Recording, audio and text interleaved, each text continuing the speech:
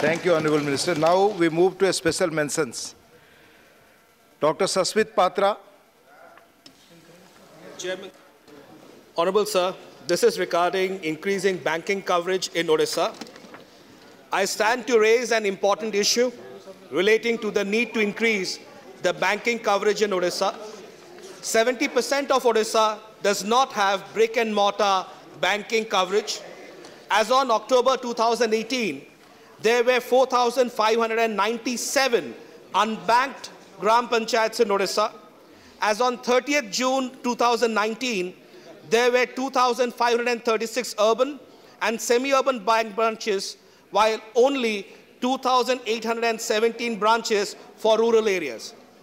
Considering this grim situation, sir, I urge the Union Government to take strong steps to ensure that brick and mortar banking coverage is enhanced in Odisha to cover 70% of Odisha, which is unbanked at the moment.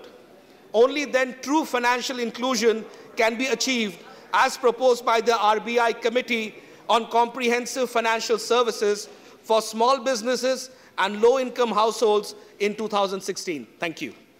Ramnath Thakur. Not present. Sri G.C. Chandrasekhar. Not present. Sri Avir Ranjan Vishwas. Not present. Sir, I speak in demand of improvement of facilities at Indo-Bangladesh crossover point at Gede in West Bengal and its concerned railway station. And I said, thank you for allowing me. The Indo-Bangladesh crossover point at Gede border in West Bengal is plagued by numerous problems. It begins with the BSF registration. There are long queues of several hundreds of meters bereft of any shade to save the people from the scorching sun or the torrential rains. Neither are there any basic public amenities, nor are there sitting arrangements, even for the old and the infirm. There is insufficient female staff to handle ladies, and at times, though rare, even the male BSF personnel, unfortunately, check women being optionless. People are detained for hours together for no reasons at all. Registration is done twice, once unofficially by the BSF, who in this case has no locus standi, in this matter, and then by those in charge at immigration checkpost. Redundant double checking is only done at this border and nowhere else. The customs and immigration checkpoint at Gede railway station, besides platform number 1, has some inconveniences with no sitting arrangements, which existed till recently but are missing currently. It lacks drinking water facility except one tap and sanitary provisions except one toilet, which invariably remains locked, causing great inconvenience. Approximately 3,000 persons cross over daily, and facilities are proving to be very, very insufficient. But more importantly, at the very outset, it paints a very sorry picture of our nation in the minds of foreign nationals. The Honorable Ministers of Home Affairs and Railways may please act accordingly to ensure convenience and relief, and also provide the requisite amenities conforming to a venue of international importance, imperatively so, for saving the image of our motherland. Thank you. Thank you, Abir. Sri Elam Aram Karim. Not present. Sri Narayan Lal Pancharia. Sir, ease of doing business में भारत सरकार द्वारा किए गए सराहनीय कार्यों के विषय में मैं आपके माध्यम से सदन का ध्यान हाल ही में विश्व बैंक द्वारा जारी ease of doing business ranking report की ओर आकृष्ट करना चाहता हूं। इस रिपोर्ट में भारत जो पहले 77वें स्थान पर पायदान पर था, 14 अंकों की जबरदस्त उछाल के बाद अब 63वें पायदान पर पहुंच गया है। मैं इसके लिए माननीय प्रधानमंत्री जी के नेतृत्व और वित्त मंत्री जी और वाणिज्य मंत्री जी के योगदान को विशेष श्रेय देता हूं। जहां वर्ष 2014 में भारत बहुत ही निचले 142वें पायदान पर था, पिछले 5 वर्षों में एनडीए सरकार के कार्यकाल में हमने ईज ऑफ डूइंग बिजनेस के रैंकिंग में 79 अंकों का सुधार किया है। माननीय प्रधानमंत्री जी ने जो टॉप 50 देशों में आने का लक्ष्य रखा है, बहुत शीघ्र ही हम उसे प्राप्त करने जा रहे हैं, ऐसा मेरा विश्वास है। व्यवसाय के वातावरण को सुधारने के लिए सरकार ने योजनाबद्ध तरीके से बहुत बड़े बड़े कदम उठाए हैं। सरकार दिवालिया कानून लाई, जीएसटी लागू किया, और उसके बाद भी लगातार इनकी प्रक्रियाओं में सरलीकरण लाने का प्रयास है। आज सिंगल विंडो प्रणाली द्वारा व्यवसायों को सभी स्वीकृतियां कम से कम समय में दी जा रही है। इसी दिशा में एक बहुत बड़ा कदम सरकार ने हाल ही में उठाया है, वह है आयकर में इलेक्ट्रॉनिक कर निर्धारण की प्रक्रिया की शुरुआत। मैं आशा करता हूं कि आंशिक अड़चनों के बावजूद सरकार इस दिशा में अपना कार्य जारी रखेगी और यह अनुरोध करता हूं कि भविष्य में ऐसे किए जाने वाले कार्यों में छोटे उद्यमियों को और अधिक ध्यान दिया जाए। Shrimati Shanta Chhetri. Honorable Sir, in 13 states of India this year, the monsoon appears in the form of floods. Himalayan rivers used to bring fine silt to North Bihar from Nepal, which would be deposited across the plains, making it one of the most fertile agricultural regions in the subcontinent. But unfortunately, embankment of cut off this efficient transport of nutrients, making the land poorer and agribusiness corporation richer. Unable to deposit this sediment, rivers are forced to retain it. This rises its bed, making flood and inavailability not an accident. It is my earnest suggestion to the Honorable Minister of Jal Shakti, unplanned infrastructure development will amplify risks, and as always, the poor will suffer the most. In the data presented by the Ministry of Jal Shakti in December 2018, there are 5,701 large dams in India, of which 5,264 are completed and 437 are under construction. My suggestion to the Honorable Minister is pushing for more river engineering through digging, interlinking, dams, embankments will lead to more floods and ecological imbalances. Hence, to restore the natural flow of river water must be seriously considered, sir. Thank you. Santa ji. Sri Sambhaji Chhatrapati ji. Thank you, sir. I would like to draw the kind attention of government on the latest ranking of India on hunger conducted on the basis of a report prepared by Wealth Hunger Elf and Concord Worldwide. As per the Global Hunger Index, India has been rated as 102 out of 117 countries.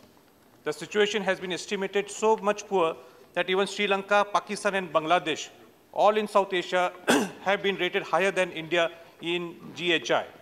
It is a matter of serious concern that India is surpassed by even the countries like Sri Lanka, Bangladesh, and Pakistan.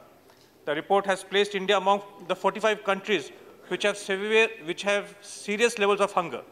It has also been documented that 9.6% of children between 6 years and 23 months are fed with a minimum acceptable diet. The report has lauded the efforts made in Bangladesh towards economic growth, which is directly related to child nutrition and attention to nutrition-sensitive sectors such as education, sanitation, and health. I raise this alarming issue and request the Honorable Minister of Women and Child Welfare to look into the matter and find out where exactly we have went wrong and take immediate corrective measures. Thank you. Thank you, Sambhaji. Sri T.G. Venkatesh. Sri T.G. Venkatesh. Respected Deputy Chairman, kindly send your name here. Regarding cancer, cancer has nowadays become a big evil to the society and losing their lives. Cancer is caused mainly because of 3 reasons. First is genetic reason, second is consumption of alcohol and storage food affected by fungus. Storage jawar roti is being consumed in Karnataka and some other states. Jawar is good for health, but they make it and store it for days. But the researchers found that the consumption of storage food affected by fungus is a major cause of cancer. So third is addiction of smoking.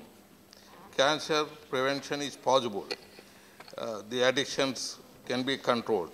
As per government instructions printed on packets, tobacco causes painful death. It kills the smokers, therefore government should ban manufacturing of cigarettes.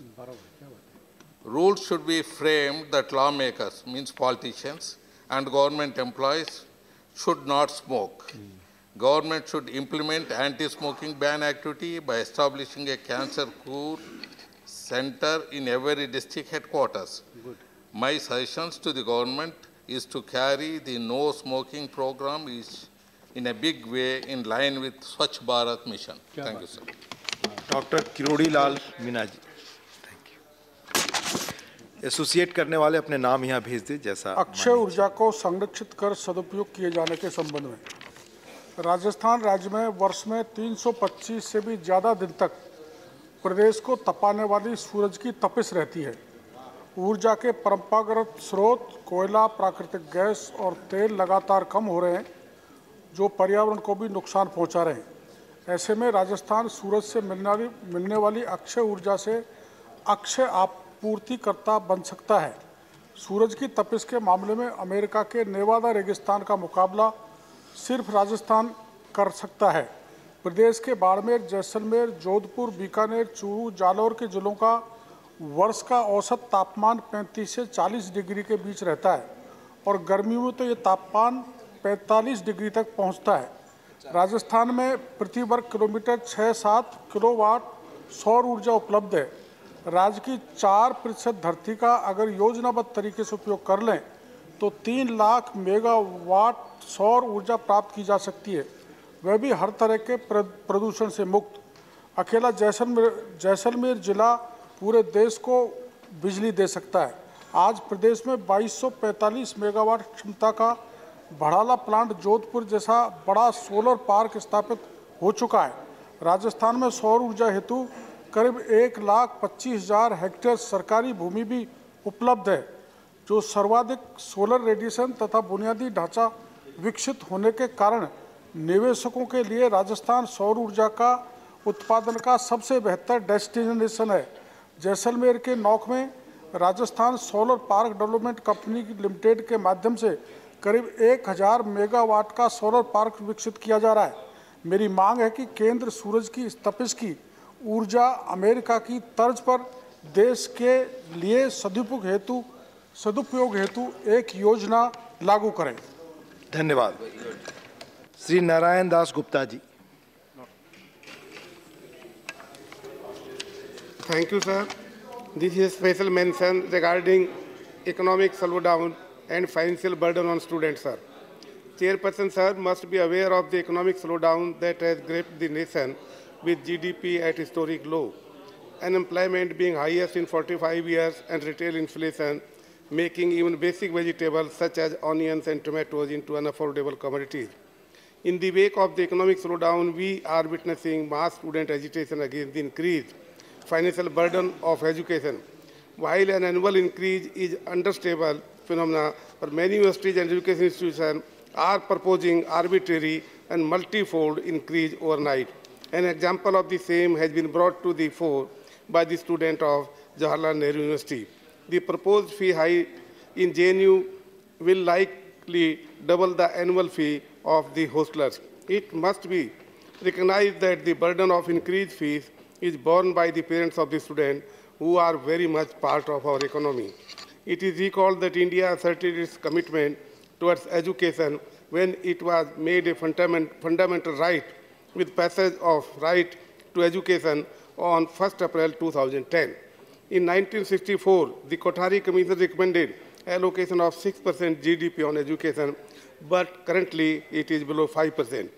Situation begs to question whether the government has done enough to strengthen the education sector, whether the funds allocated by the government are being fully and judiciously utilized, whether suitable steps are being taken to stop the incessant commodifications of the education and to prevent future generations being burdened by expensive education loans as they step into the adulthood. Thank you, sir.